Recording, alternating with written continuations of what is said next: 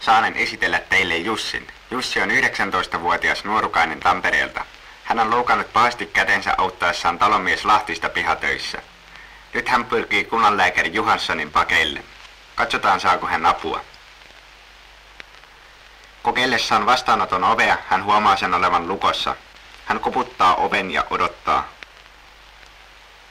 Jussi ilahtuu, sillä tuttu sairaanhoitaja saapuu ovelle. Hän ajattelee tuskan olevan kohta ohitse. Mutta ei mitään ihmettä. Kiinni. Tätä ei olisi Jussi arvannut. Valitettavasti Jussi sai avun vasta jonotettuaan tuskissaan päivystysasemalla yli 6 tuntia.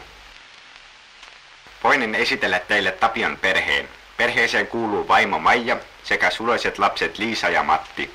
Matti on 2-vuotias ja Liisa 4. Rakkautta tässä perheessä riittää, vaikka perheen rahatilanne on todella tiukka. Tapio on ollut työttömänä jo vuoden ja lapsetkin ovat sairastelleet.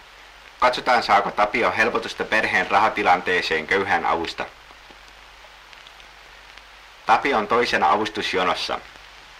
Nyt tuleekin hänen vuoronsa. Tapio selvittää perheen tilanteen ja lasten sairastelua ja vaikeuksiaan saada töitä ja rahattomuuttaan. Tapio kysyy, voisiko hän saada apua edes välttämättömiin menoihin ja kallistuneeseen ruokaan. Sosiaalivirkailija ojentaa sopivaksi katsomansa summan rahaa Tapiolle. Tapio katsoo rahoja ja ajattelee, ettei näillä rahoilla taaskaan kauaa selvitä. Tapion perhe joutui turvautumaan vielä monta kertaa köyhän apuun ennen kuin Tapio sai töitä. Saanen esitellä teille herttaisen Aune-mummon. Hän on todella yksinäinen. Hänellä ei ole yhtään ystävää jäljellä. Mieskin kuoli vuosi sitten. Katsotaan hänen tavanomaista päiväänsä. Tässä on todellakin Aunen tavanomainen päivä.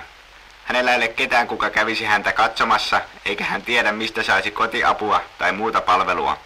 Muistikin välillä pettää. Tänään Aune-mummo ei ole muistanut edes syödä, ja lääkkeetkin on ottamatta. Niin, Aune katsoo ja odottaa, ja elää lapsuuden muistossaan. Aune-mummo sai avun vasta, kun hänet löydettiin yöllä ulkoa harhailemasta. Onneksi postinjakaja löysi hänet ja hälytti apua.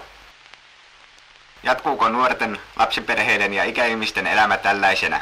Jatkuuko auttajien tilanne? Voivatko he koskaan saada riittävästi resursseja työhönsä avun tarvitsijoiden auttamiseen? Satu sairaanhoitaja päätti puuttua näihin ongelmiin. Hän asettui puolustamaan heikkoja ja vähäosaisia ja lähti ehdolle eduskuntaan. Vaikuta sinäkin näiden henkilöiden tarinoiden onnelliseen loppuun. Äänestä Satua. Satu Sipilä, Kristillisdemokraatit, Pirkanmaa.